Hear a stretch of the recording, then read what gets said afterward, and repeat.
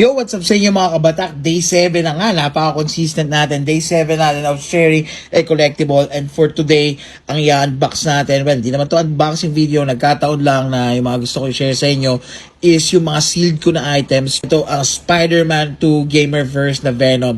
Hindi ko pa nalalaro yung Spider-Man 2 sa PC, yung one na tapos ko na sobrang ganda. Yun ang pinaka Batman Arkham Knight ng Spider-Man. Nakadaming magandang reviews dito sa Venom na to kasi despite na sobrang laki ng figure na to, napakaganda pa rin ng kanyang articulation. So, check natin muna yung box and makikita nyo dito, ito yung pinaka-picture. Uy, may presyo pa kung magkano ko nabili. O yan, nabili natin siya for 2,800 lang. This is a steal price. No? Ang usual price ito is 3,500 yata if I'm not mistaken. Ayan. And nakikita natin si Miles dito and then here is Peter Parker na Gamerverse. So, buksan na natin to.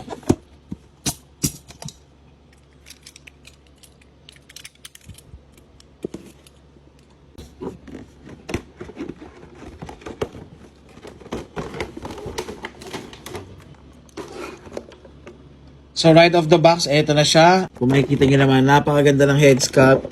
Talagang maangas sa maangas. Body-wise, napakalaki talaga. And yung proportion niya looks okay kasi syempre medyo macho si Venom. So eto na siya. No? Head sculpt-wise, tingnan nyo naman, sobrang angas. Talagang Venom. Talagang Venom na Venom siya. Yung sculpt ng katawan niya is sobrang okay din. Talagang proportion siya para sa kanyang scale. Paint apps is good so far. In comparison lang, no? Sa McFarlane kasi hindi mo mararamdaman na parang pintura siya. Sa Marvel Legends, sa pansin ko, medyo doon mo siya nararamdaman. But that's okay. Ito yung arms niya. Siya, malaki. Goods din yung legs, proportion. So, overall good. Tapos ito yung kanyang backside. Ang inclusion niya ay itong isang pakalaki. Parang symbiote na hands. Yung alt head, tingnan natin. Nasa alt head. Alt head, naka-open na mouth, tapos nakalabas yung dila. Hindi ako masyadong fan ni Venom. Alam ko maraming may gusto kay Venom kasi yung angas ng forma niya and shit. Ako, I'm okay. I'm okay. Hindi ako like super fan. Sobrang hirap palagpasin ang figure na to. Ito yung dalawang close fist niya na hands. And then, meron din siya dito na bago kasi ito Ito, parang ito yung naglalaway niya na labi. Mukhang fit naman siya dito. Ayan. So parang never yata nag-include si Marvel Legends ng parang naglalaway na labi niya. So, let's see.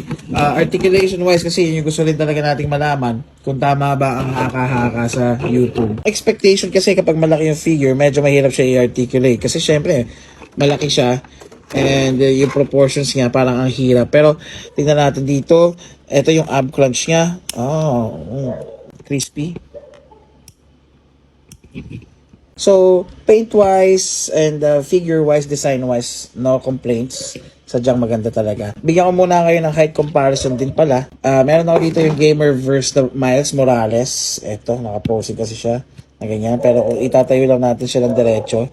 So, this is a regular 1/12 scale na Miles Morales na Gamerverse. Ayan siya. Hindi man lang umabot ng hindi man lang umabot ng torso or hanggang torso lang siya. Ayan. Tapos, ito yung maximum series sa Spider-Man natin. Na feature ko na rin to sa video dati. Ibang video naman.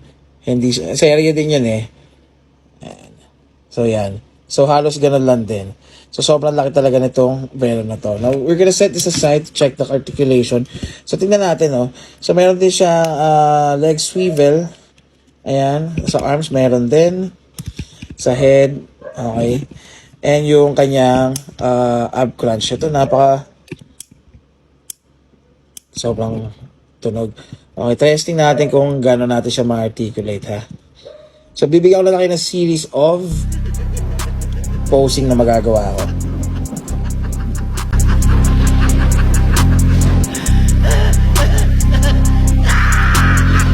What's wrong?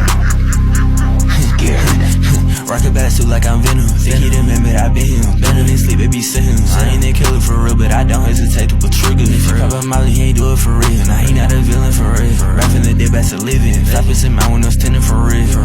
Rocket bastard like I'm Venom. Bastard like I Spidey. I hit a Venom all over, I got it inside me. I put a boy in the Ivy. I just showed that with a 5. I with that man so they can't see my eyes. I been the coop, yeah, that ride. I put some weeks on the way. how to fly. 200 that dash, I ain't afraid to die, huh?